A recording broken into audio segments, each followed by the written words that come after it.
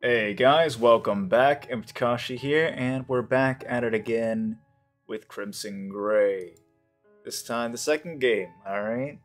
So, we are at the college campus again. We just visited John, and now we're leaving again. So, we're just stopping there real quick. She left with a kiss and a cheery wave, but then crept around the side of the apartment. She had left a little earlier than necessary to arrive to class on time for this very purpose. From the perfect angle, she could see him through the window, going back to his book, studying so seriously to help them have a better life together. Lizzie didn't try to hide the broad smile on her face, just spent a while watching him. There was less need to watch him now that they were together, but she still enjoyed it. Once she had observed, and the other girl had made the despicable assumption that Lizzie was concerned that he would cheat on her, as if such a thing was possible, as if she needed any reason except to look at him. She did like to observe him sometimes, to make sure he wasn't sad again. John's depression was mostly under control now, that they had abandoned the awful Koitek medicine, but she knew it was a part of him that needed to be watched. The thought of his inner sadness made Lizzie want to run back inside and kiss him again, forget class, and just spend the time making love until he looked only happy and relaxed. Reluctantly, Lizzie pulled herself away and headed toward the lecture hall. John was mentally healthy. He wouldn't forget about her love just because she was away for a little while. She'd made sure of that. She arrived just a little late, but it was a relaxed university and no one cared too much. Lizzie carefully set out her books and focused on the lesson. There were worse things than classes. If the universe declared that she couldn't spend every second with him, she needed something else to fill her time. With a few exceptions like psychology class. With a few exceptions like psychology, classes weren't obnoxious at all. A few even provided knowledge that might have utility in the future. And all of it had some utility in getting them closer to their degrees.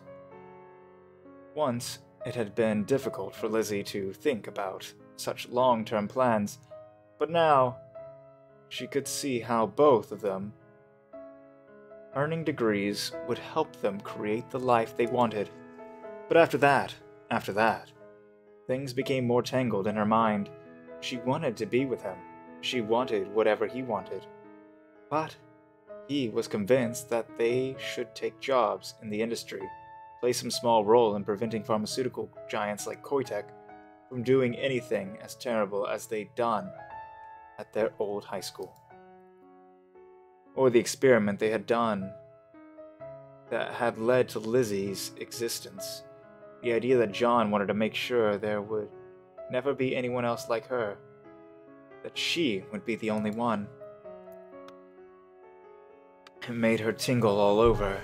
She didn't think he would approve of that thought, but she liked it so much that she kept it to herself. But the idea of getting involved with Koitik again, even indirectly, still left her. She wanted what he wanted, of course, a life together, and they would have that. No matter what they chose, it would be fine. For once, Lizzie set such thoughts aside and focused fully on class. After the lecture finished, Lizzie practically skipped out the hall. It had been her last class of the day, and John had likely finished the work that he needed to do in the computer lab. That left them the rest of the day to themselves, so she wouldn't have to leave him again.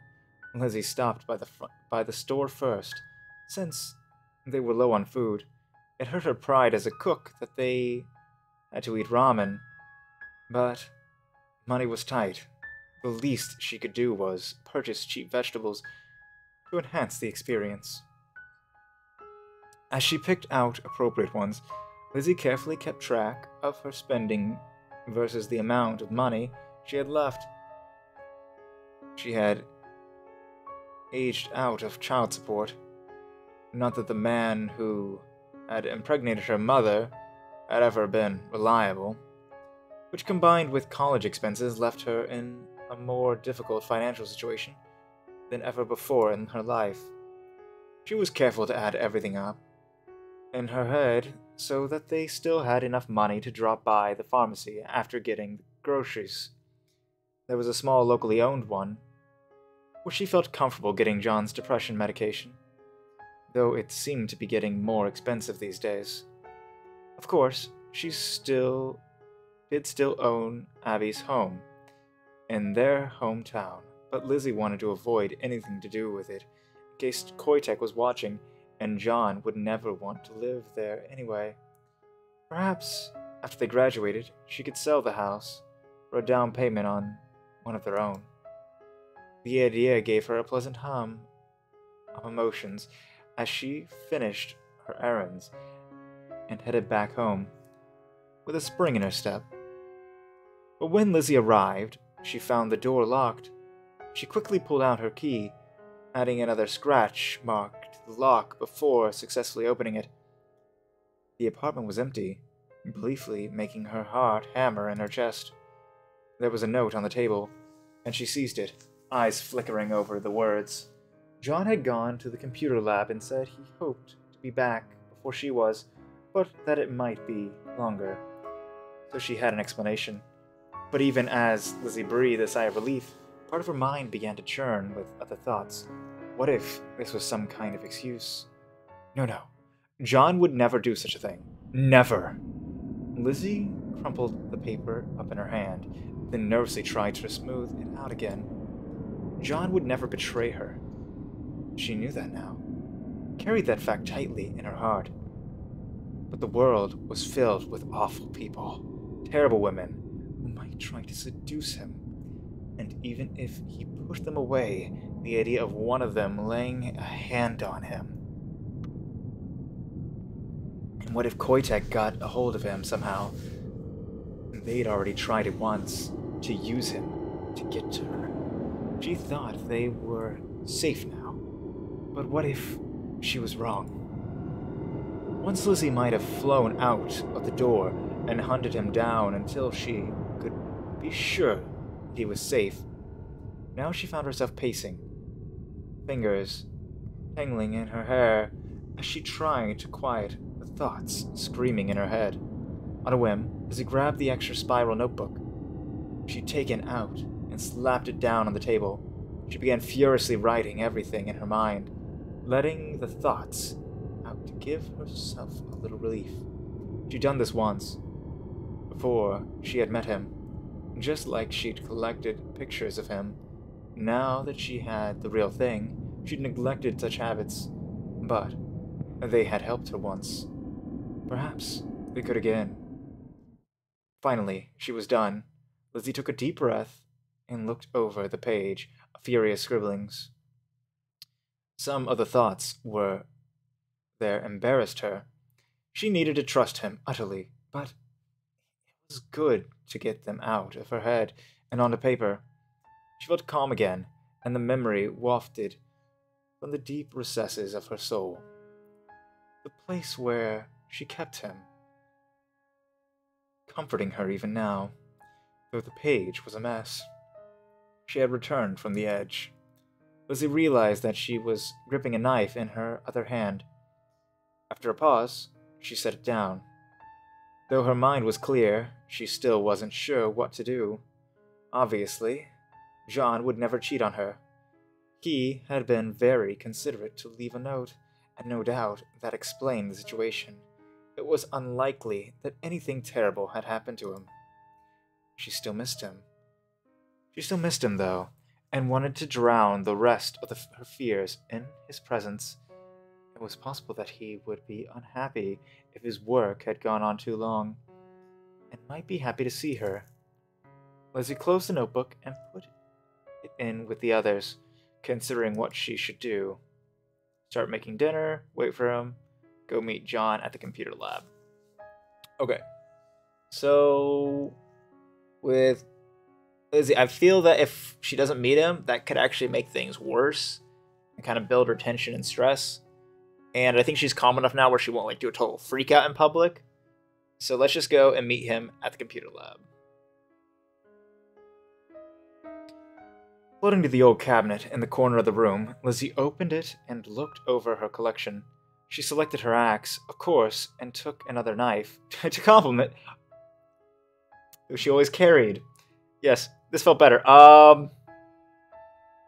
That's not what I had in mind, Lizzie. That's not what I really. That's not it, Lizzie. That's not what I had in mind. More certain of what she needed to do now, the stress melted away. Her world narrowed down to a single focus as she left, locked the door, and headed towards the lab. There were other people on her way, but they didn't exist for her. No physical threats, no relevant factors. Eventually, she reached the building that held the computer lab, where less well-off students like them had to go. She slid around to a side entrance, just in case, then walked inward toward where she hoped he would be.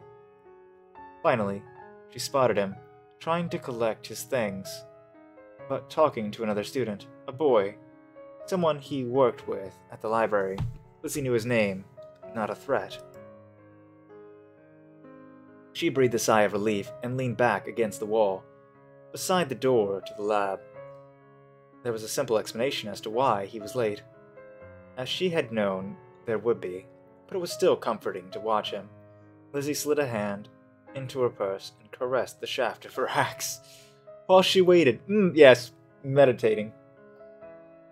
I too love to hold my axe when I'm trying to calm down. It's very therapeutic, guys. You just gotta give it a try. John finally exited, and though he looked surprised to see her for a moment, after that he smiled. Lizzie, sorry. Am I late? No, I just had to see you. She greeted him with a hug and a quick kiss, then pulled back. John, let's go back home. Sure, I'm finished now. But is everything completely alright? You've seemed more nervous recently. It's just stress, I think. I wish we had more time together. I know. I wish things could be different too. But after this semester... She listened eagerly as he kept talking, soaking up every word. There had been a bit of tension in his voice at the beginning. She realized guiltily that she might be adding to his stress, but it slowly melted away as they spoke. By the time they neared the apartment, things were back to normal, as he gave him another smile. I bought some things, but I haven't gotten started. Do you want to make dinner together? Sure, that sounds nice. I'm starved, so early is good. John set about helping her with preparations.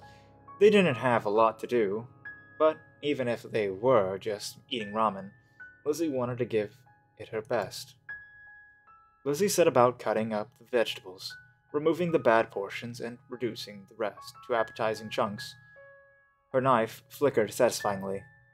Perfectly balanced for her hand. Ah yes, perfectly balanced as all things should be. They might need to make do in many ways, but she had excellent kitchen knives to work with. Even when money was tight, he had never suggested selling her knife collection. She would have, though. Would have gladly sold every knife and every single thing she owned for his sake. Knife still flying, Lizzie frowned to herself. No, that wasn't right. She needed her axe and a few knives to defend him properly. Plus, John wouldn't want her to give up everything like that. Considering such warm thoughts, Lizzie flipped her knife around her hand a few unnecessary times as she finished cutting. Not the kind of thing she could do in public, but here there was no one to see her but John, and he only smiled to see her enjoying herself. John had started the water boiling, so it was ready as soon as she finished the vegetables. Then, there were only a few details to take care of. Eventually, they both sat down together on opposite sides of their small table. It was nothing much, but it was theirs, and that was wonderful. She would have been happy to just watch him eat, but she knew he loved to talk to her even more. The idea that he wanted her to open herself up to him, even her darkest thoughts, always made her happy. But for today, she had nothing particularly dark on her mind. So, you implied that you got held up in the lab?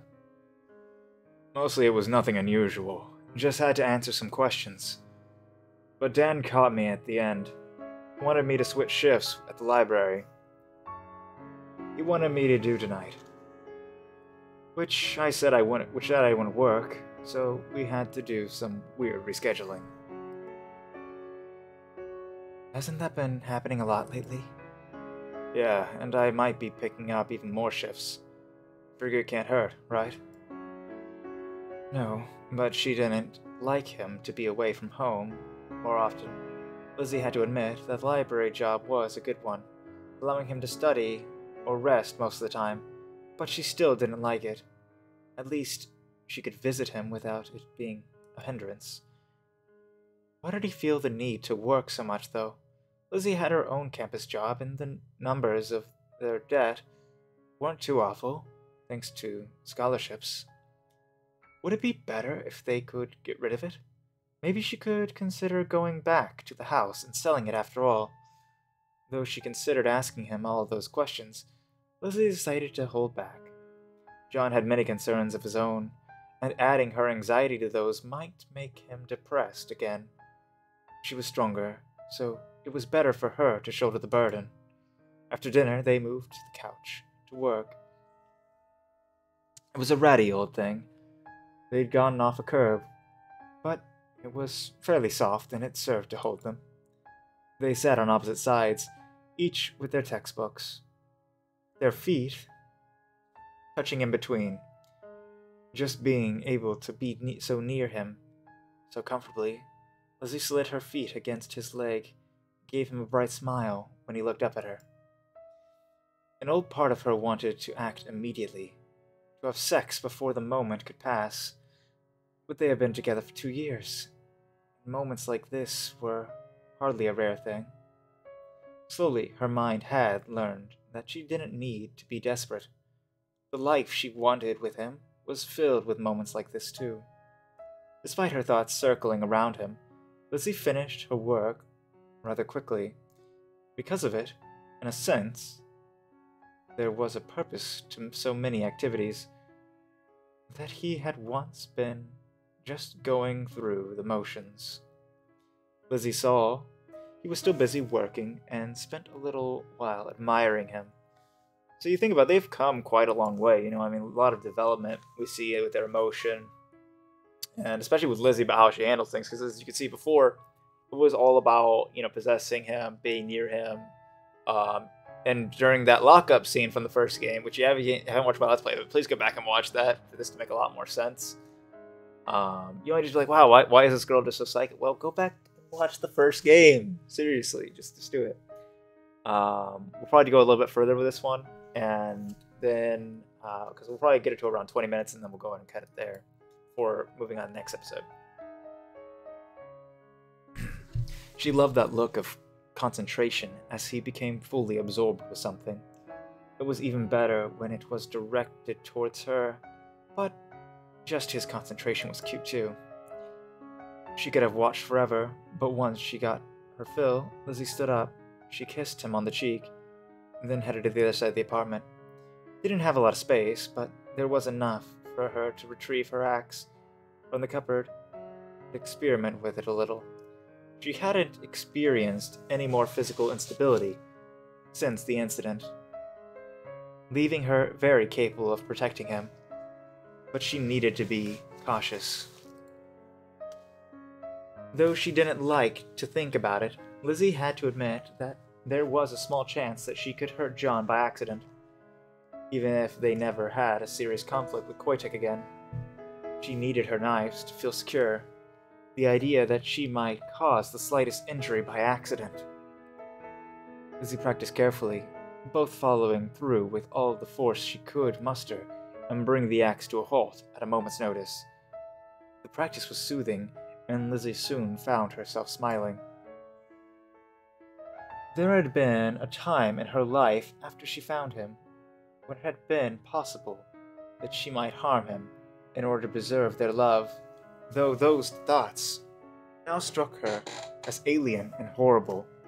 She would never hurt him, never. But that meant she needed to always be prepared. When Lizzie finished, she discovered John was watching her. She had no doubt that her expression was far from inviting, as she had been imagining cutting down threats to them. But he was watching her fondly. Lizzie beamed at him, and Lizzie beamed at him and returned her axe to its place. Alright, so that's where we're going to end this episode.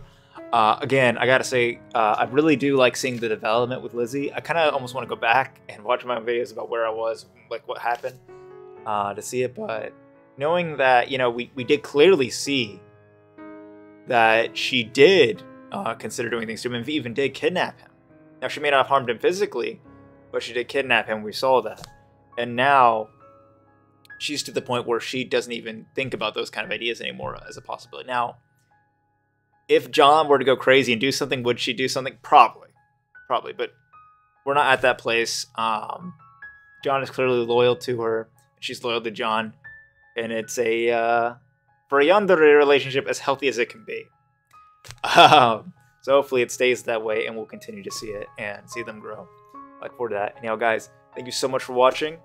I love you all, and I'll see you all in the next video. Catch you then. Laters.